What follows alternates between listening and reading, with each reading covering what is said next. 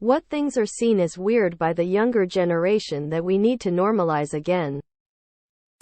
Not being accessible all the time.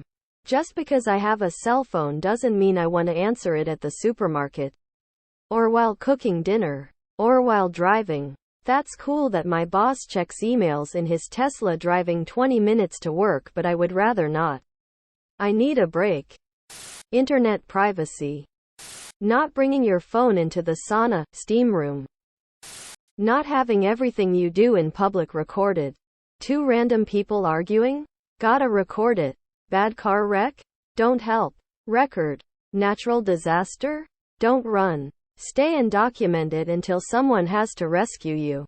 Then get the rescue for maximum likes.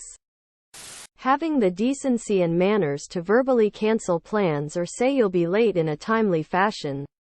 That's respectful of the other person's time and effort, instead of framing ghosting people as some kind cute personality quirk.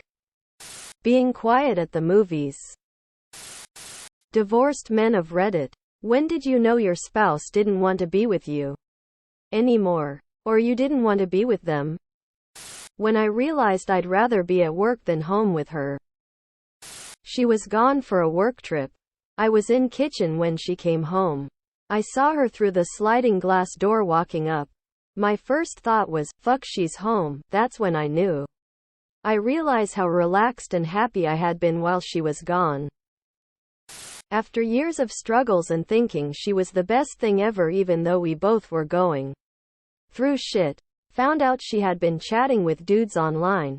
Tried to make it work, but one day I looked at her and she was no longer beautiful to me.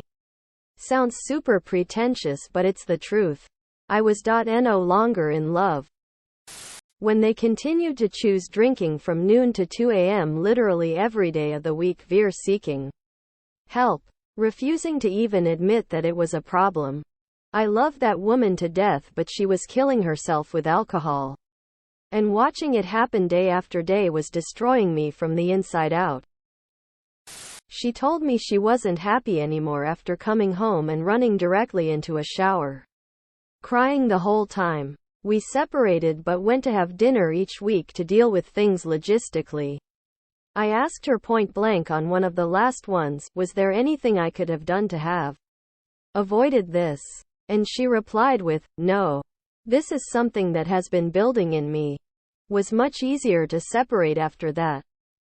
I texted her from work one Monday morning, asking how her day was going and if she was feeling okay. As she was a little distant the night before, not very affectionate. She agreed she hadn't been. Then just abruptly ended the relationship right there. We had been together about 6 years. And married just over a year. We spent the next 2-ish months living together but alternating who slept on the couch or bedroom. Before I moved in with a coworker that needed a roommate, she very swiftly entered into a relationship with this guy she had known for years. I suspect it started well before we split. He made her dreams come true. He was very well off and she didn't have to work anymore. And I don't think she's had a job to this day 10 years later. Someone hands you $50K in cash and says, you know what to do, so what are you doing? Keep that shit safe. I'm not spending a dime. If they come back for it, I ain't having some no country for old men shit. Just get in the car. There's no time to explain. Put it on red. Double or nothing, baby. Give it back and run. Getting indebted to unknown people can only lead to disaster. Straight to the nearest dentist. Double it and give it to the next person. You've lived to 100 years old. Everyone is asking how. What fake reason do you tell the world? Hey, I'm 100 years old, do you want to learn how? Pay $100 for my course, that's just $1 per year. You may ask, why might a 100-year-old man want money? Well, my next course will teach you how to live for 200 years. Grandpa made 96 telling everyone he ate a Snickers bar every day. My SO's great-grandmother got interviewed by a local newspaper when she turned 100. They asked her secret for a long life, of course. She told them, I drink a lot of buttermilk every day. Later her son asked her, is that true? I never saw you drinking that. Her reply, no. I hate buttermilk with a passion. But now the whole town will drink that disgusting stuff because of me. Haha. Quote. My body learned how to do photosynthesis. 100 push-up, 100 sit-ups, 100 squats, and 10 kilometers run every single day. I would say after I turned 30, I ate a pine cone every day.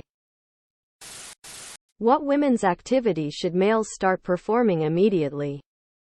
Pelvic floor exercises. Incredibly important if you don't want to end up incontinent. Probably not mentioned enough for women, but almost never mentioned as important for men. Going to the doctor. I did not actively avoid going for physicals. I just never thought of it. Last week I spent 5 days in the hospital for a flare-up of diverticulitis. Probably easier ways to be diagnosed than being rushed to the ER.